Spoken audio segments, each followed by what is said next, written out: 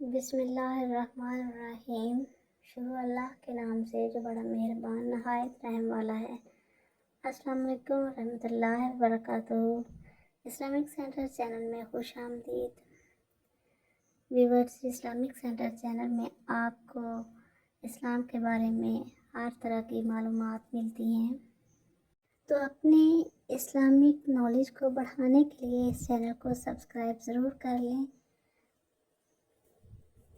اس سے آپ کو زیادہ معلومات مل سکتی ہیں، چینل کو سپورٹ ملے گی تو آپ کے لیے اسلامک نالج زیادہ اپلوڈ ہوگا۔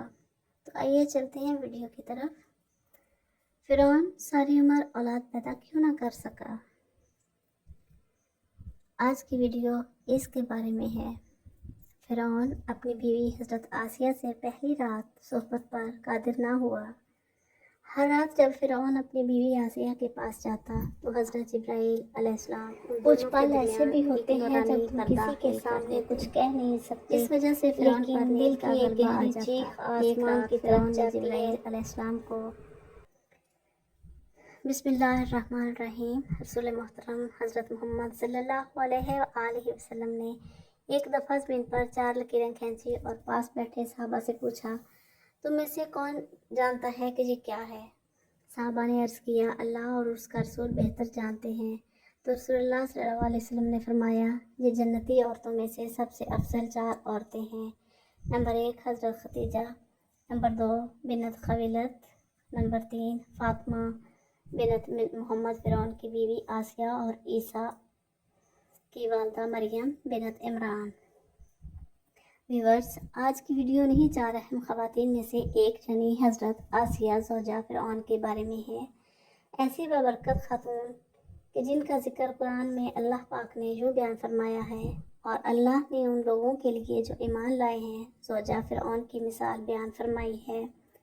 حافظ ابن حجر عسقلانی لکھتے ہیں کہ مصری شاہی خاندان کے بادشاہ ریان بن ولید جو کہ حضرت یوسف کے دور میں تھے اور ان پر ایمان بھی لائے تھے، ان کی پوتی بے حد حسین و جمیل تھی جن کا نام آسیہ تھا، اور نسب کچھ یوں بیان ہوا کہ آسیہ بنت مزاحم بن عبید بن ریان بن ولید جب رمیس شاہ مصر بنا تو اس نے تخت سنبھالتے ہی لوگوں کو عیش و عشرت میں ڈال دیا۔ اس نے یہ فرمان جاری کیا کہ آج سے سارے اسرائیلی گپتیوں کے غلام ہوں گے۔ چنانچہ اسرائیلی غلاموں کی لسٹیں بنا کر ہر گھر میں ان کو نوکر رکھ دیا گیا۔ فرعون مصری لڑکیوں کا بے حد شوقین تھا۔ اس کے تخت شاہی پر بیٹھتے ہی اسرائیلیوں نے اپنی لڑکیوں کو گھروں سے باہر نکلنے پر پابندی عائد کر دی۔ فرعون نے بھی حضرت آسیہ علیہ السلام کے حسن کے چرچے سن رکھے تھے۔ ایک دن فرعون نے حضرت آسیہ کے سارے خاندان کو دعوت پر مدعو کیا اور وہیں پر ان کے والد سے حضرت آسیہ کا رشتہ مانگا۔ حضرت آسیہ کے والد نے انکار کیا تو اس نے دھمکی دی کہ تم سمیت تمہارے سارے خاندان کو اس محل سے باہر نہیں جانے دیا جائے گا، سب یہیں پر قتل کر دیے جاؤ گے اور تمہاری اولادیں بھی اسرائیلیوں کی طرح غلام بنا لی جائیں گی۔ یعنی بادشاہت کے زور پر حضرت آسیہ اور فرعون مصر کی شادی ہوئی۔ حضرت آسیہ تو شادی سے پہلے ہی فرعون کے ظلم و ستم کی داستانیں سن چکی تھی اور دل میں فرعون کے لیے نفرت بھر چکی تھی، لیکن اس شادی پر اللہ پاک کی رضا شامل تھی، کیونکہ اللہ کے پیغمبر حضرت موسیٰ کو فرعون کے محل میں حضرت آسیہ کے ہاں پرورش پانی تھی۔ حضرت آسیہ چونکہ حضرت یوسف علیہ السلام کی شریعت پر عمل پیرا تھی اور ایک خدا کو ماننے والی تھی، شادی کی پہلی رات جب فرعون کمرے میں داخل ہوا تو دیکھا کہ اس کی بیوی آسیہ اللہ کی عبادت میں کھڑی ہیں۔ ویورز، یہاں یہ بات بتاتے چلیں کہ حضرت آسیہ سے شادی کرنے تک فرعون نے خدائی کا دعویٰ نہیں کیا تھا۔ چونکہ فرعون حضرت آسیہ کی محبت میں گرفتار تھا تو وہ پہلی ہی رات سے حضرت آسیہ کے ناز و نخرے برداشت کرنے لگا۔ اس نے حضرت آسیہ کی عبادت میں مداخلت نہ کی اور انتظار کرتے کرتے سو گیا۔ اس طرح اللہ پاک نے حضرت آسیہ کو فرعون کی صحبت سے محفوظ رکھا اور وہ آپ پر قادر نہ ہوا۔ بعض روایات تو اس طرح ملتی ہیں کہ جب بھی فرعون حضرت آسیہ کی خلوت گاہ میں داخل ہوتا تو حضرت جبرائیل فرعون اور حضرت آسیہ کے درمیان پردہ حائل فرما دیتے، جس سے وہ ساری رات پرسکون سویا رہتا۔ کچھ کتابوں میں لکھا ہے کہ اللہ نے فرعون کو نامرد قرار دیا تھا، جس وجہ سے وہ حضرت آسیہ سے صحبت ہی نہ کر سکا۔ ان سب کے باوجود فرعون اپنی بیوی حضرت آسیہ سے بے پناہ محبت کرتا تھا۔ بعض روایت میں فرعون کی ایک بیٹی کا ذکر بھی ملتا ہے، تو آپ کو بتاتے چلیں کہ وہ لڑکی انہوں نے کسی سے لے کر پالی تھی۔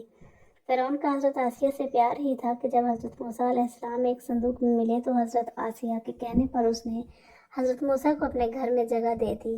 حضرت آسیہ کی چونکہ کوئی اولاد ہی نہ تھی، اس لیے آپ نے حضرت موسیٰ کو اپنا بیٹا بنا لیا اور فرعون سے کہنے لگی، یہ بچہ میری اور تیری آنکھوں کی ٹھنڈک ہے، اسے قتل نہ کرو۔ جیسے جیسے حضرت موسیٰ پرورش پاتے رہے تو حضرت آسیہ آپ کے معجزات دیکھ دیکھ کر حیران ہوتی رہی اور دل میں یہ جان لیا کہ یہ بچہ کوئی عام نہیں۔ ان کی توقعات کے عین مطابق جب حضرت موسیٰ نے نبوت کا اعلان فرمایا تو حضرت آسیہ ان پر ایمان لے آئیں، لیکن اپنا ایمان لانا محل والوں سے چھپا رکھا۔ ان کے ایمان لانے کا واقعہ کچھ اس طرح ہے کہ ایک دن فرعون کے دربار میں ایک باندی کو لایا گیا، وہ حضرت موسیٰ پر ایمان لے آئی تھی۔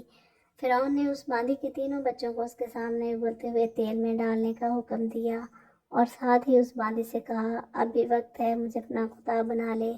لیکن وہ باندی کا ایمان بہت پختہ تھا۔ خیر، اس باندی کے سامنے اس عورت کے تینوں بچوں نے ابلتے ہوئے تیل میں جان دے دی۔ اس کے بعد فرعون نے اس باندی کو بھی تیل میں ڈالنے کا حکم جاری کیا۔ حضرت آسیہ علیہ السلام نے یہ منظر دیکھا کہ اس عورت اور بچوں کی روح ایک نورانی جرم میں آسمان پر لے جائی گئی، تو انہیں یقین ہو گیا کہ حضرت موسیٰ اللہ کے سچے پیغمبر ہیں، ان کا دین بھی سچا ہے۔ قصر فرعون روز بروز پرآشوب ہوتا گیا اور حضرت آسیہ نے فرعون سے کنارہ کشی اختیار کر لی۔ حضرت موسیٰ کا دفاع کرتی رہیں۔ حضرت موسیٰ علیہ السلام کے چاہنے والے فرعون کے سپاہیوں کے ہاتھوں ظلم و ستم کی بھیڑ چلنے لگے اور انہیں بے دردی کے ساتھ قتل کیا جانے لگا، جہاں تک کہ فرعون نے حضرت موسیٰ پر ایمان لانے والے ایک شخص سے، جسے قرآن کریم نے مومن آل فرعون کے نام سے یاد کیا ہے، بڑی ہی بے دردی سے قتل کیا۔ اس کے بعد حضرت آسیہ کے صبر کا پیمانہ چھلک اٹھا اور کھلم کھلا فرعون کی مخالفت کرنے لگی۔ فرعون کو جب علم ہوا کہ اس کی بیوی بھی موسیٰ کی خدا پر ایمان لے آئی ہے تو فرعون بھی غیظ و غضب کی آگ بھڑک اٹھی۔ پہلے پہل تو اس نے اپنی بیوی کو اکیلے میں سمجھایا کہ اگر میری بیوی ہی مجھے خدا ماننے سے انکار کرے گی تو پھر بہت سے لوگ سرکشی کریں گے، لیکن حضرت آسیہ نہ مانی، بلکہ فرعون کو بھی دعوت حق کی تبلیغ کی اور کہا، اللہ پاک سے معافی مانگ کر موسیٰ علیہ السلام پر ایمان لے آؤ۔ بہت سی راتیں اس طرح جھگڑوں میں گزر گئیں۔ جب اہل فرعون میں یہ باتیں ہونے لگیں تو کہ فرعون کی لاڈلی بیوی ہونے کی وجہ سے آسیہ کو کوئی سزا نہیں دی جا رہی، تو فرعون غصے میں آ گیا۔ اس نے سب سے پہلے مار پیٹ شروع کی اور خود اپنی پاک بیوی کو سزائیں دینے لگا۔ وہ حضرت آسیہ علیہ السلام کو پورا دن تپتی ریت پر ننگے پاؤں کھڑا رکھتا اور رات کو ان کے پیروں کے زخموں پر خود نمک لگاتا۔ اس طرح کئی دن گزر گئے۔ جب فرعون کو یہ یقین ہو گیا کہ اب حضرت آسیہ کو وہ حضرت موسیٰ کے دین سے نہیں ہٹا سکتا تو اس نے اپنی بیوی کو سخت سزا دینے کا فیصلہ کیا۔ حضرت آسیہ کے چاروں ہاتھوں پیروں میں لوہے کی کیلیں ٹھوک کر چاروں کونوں میں اس طرح جکڑ دیا کہ وہ ہل بھی نہ سکیں، اور بھاری پتھر آپ کے سینے پر رکھ کر ان کو ریت پر دھوپ میں لٹا دیا اور پانی بند کر دیا۔ لیکن پھر بھی حضرت آسیہ علیہ السلام ایمان پرعزم و استقلال کے ساتھ ان مصائب کے باوجود قائم و دائم رہی اور فرعون کے کفر سے خدا کی پناہ چاہی، جسے اللہ پاک نے جھوٹ بیان فرمایا ہے، اور اللہ نے ان لوگوں کے لیے جو ایمان لائے ہیں زوجہ فرعون کی مثال بیان فرمائی ہے۔ جب اس نے عرض کیا، اے میرے رب، تو میرے لیے جنت میں اپنے پاس ایک گھر بنا دے اور مجھ کو فرعون اور اس کے عمل بد سے نجات دے دے اور مجھے ظالم قوم سے بھی بچا لے۔ ایک روایت تو یہ ہے کہ فرعون نے حضرت آسیہ کی خال بھی اتروا دی اور پھر ان پر چٹان کو گرا دیا۔ اللہ اکبر! لیکن زیادہ تر مفسرین یہ روایت کرتے ہیں کہ جب حضرت آسیہ کے ہاتھوں پاؤں میں کیلیں ٹھوک کر ان کو باندھا گیا تو ان کی روح پرواز کر گئی تھی۔ آپ کا مزار پرانوار مصر میں ہی واقع ہے۔ ویورز، حضرت آسیہ کا اپنے ایمان پر قائم رہنا آج کے تمام مسلمانوں کے لیے مشعل راہ ہے۔ خاص طور پر خواتین کے لیے یہ درس ہے کہ عورت کے اندر بھی اتنی طاقت موجود ہوتی ہے کہ وہ ہر طرح کے ظلم و ستم کے آگے پہاڑ بن سکتی ہے۔